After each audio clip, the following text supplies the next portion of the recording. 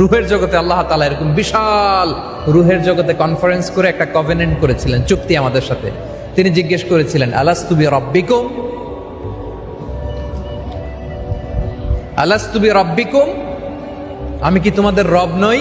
ক্বালু বালা শাহিদিনা, আমরা সবাই বলেছিলাম আল্লাহ তুমি আমার রব। কি বলেছিলাম? তাহলে রবের স্বীকৃতি দুনিয়াতে আসার আগেই, ঠিক কিনা বলেন?